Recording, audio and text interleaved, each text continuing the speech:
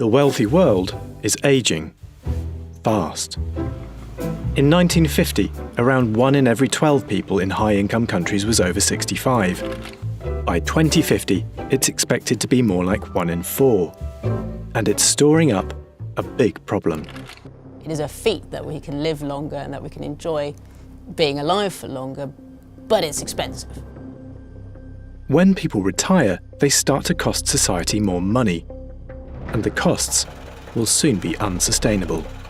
What's becoming increasingly clear is that the three-stage model of life, where you educate, you work, you retire, is fundamentally broken. Current approaches to care for the elderly are a massive drain on society's resources. If you look at it from an economical perspective, we are spending too much money on doing the wrong things. And these mistakes cost more than just money. I don't feel that the older population are valued. I think we may be an inconvenience. So how can societies provide high quality but affordable care for their growing elderly populations, both today and into the future?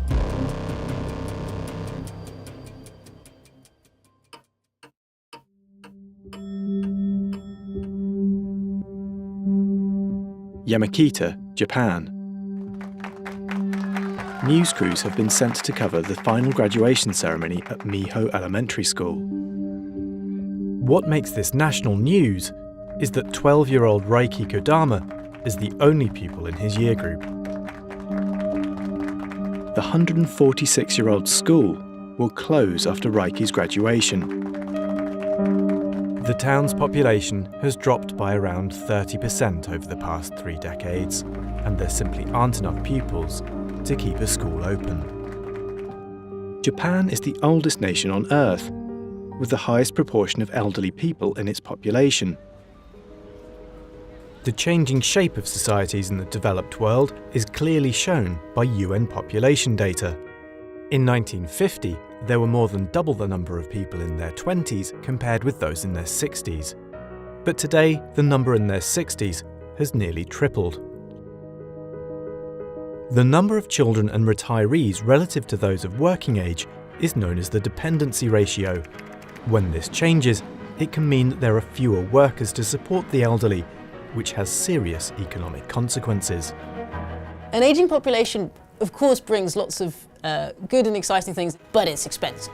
The cost of pensions, the cost of healthcare, which is largely spent on people in their last years of life, it's very costly.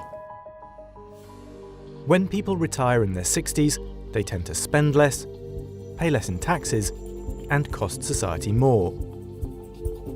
A shrinking workforce can also cause GDP growth and investment to slow, which threatens economic stagnation. Some countries, such as France, have made repeated attempts to shake up their pension systems, including by raising the retirement age, but this has led to fierce protests. There are other ways to reduce the dependency ratio, such as encouraging immigration of skilled workers and improving childcare provision to encourage more women to work. But these aren't enough.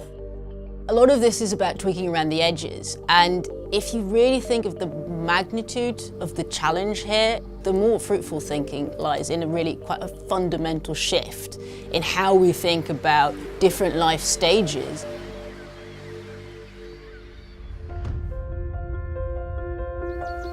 Many people are already challenging these traditional attitudes to ageing. At an age when most would be thinking about retiring, 68-year-old Julie Ford has reinvented herself as an entrepreneur. Hi Bridge, hi Nicola, how are you doing? I've been involved in health and fitness and I'm a PE teacher of 45 years. Yes, let's get out in that fresh air. And then I was diagnosed with breast cancer and I was physically still fit. Two very important things, smiling and breathing.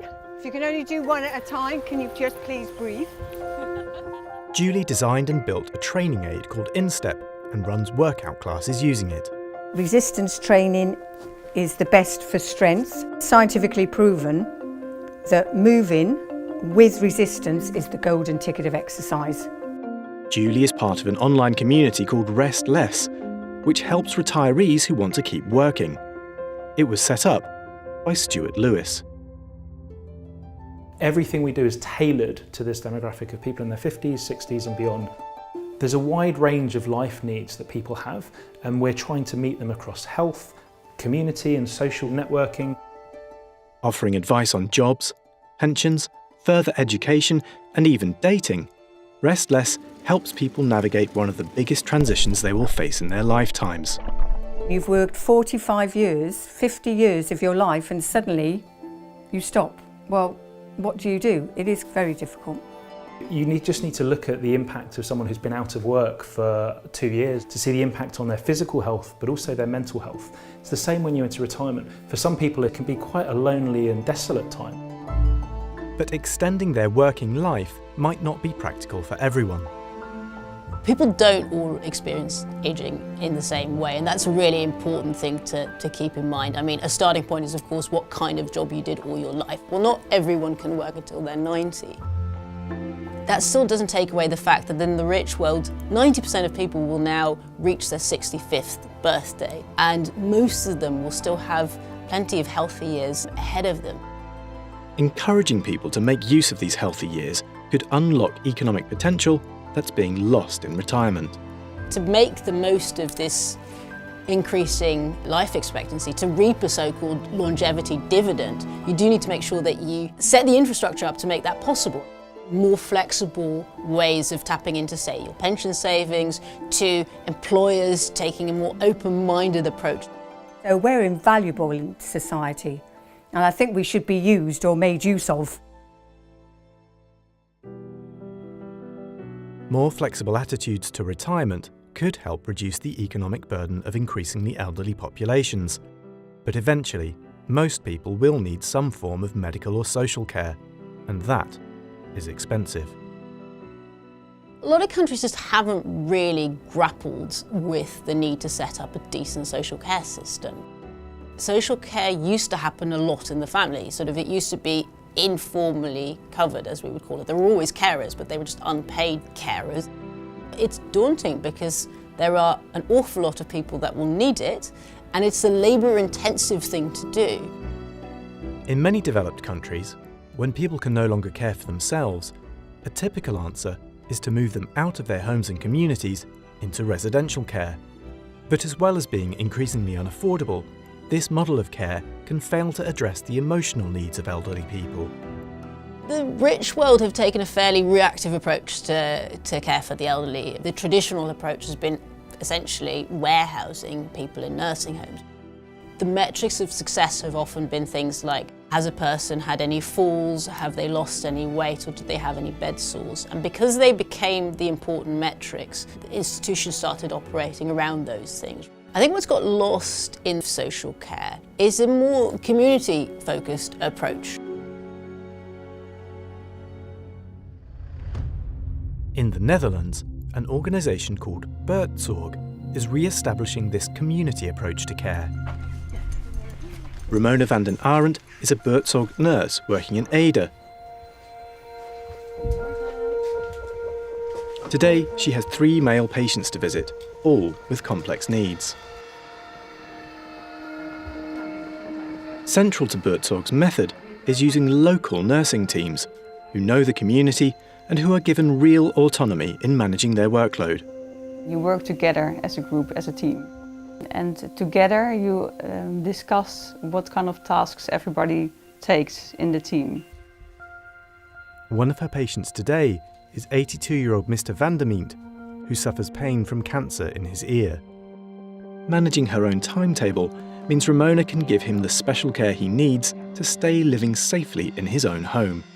In healthcare, it's always changing how many clients you have, what is needed, how much time we need to spend at the clients. So it's necessary that we can take decisions ourselves. Buurtzorg was set up by Jos de Blok, who had himself been a community nurse for nearly a decade. So my idea was, we just start from scratch. And we just ask nurses to do what I think they should do.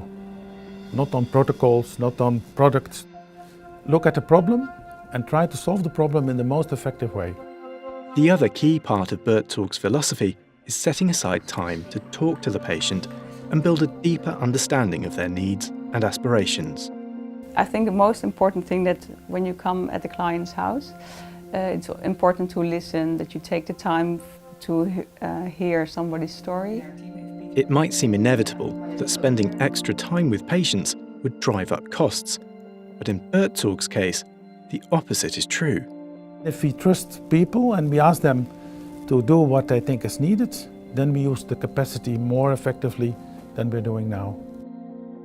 Separate studies by Ernst & Young and KPMG found that Bertzorg delivered over 30% cost and 50% time savings compared with existing Dutch care systems.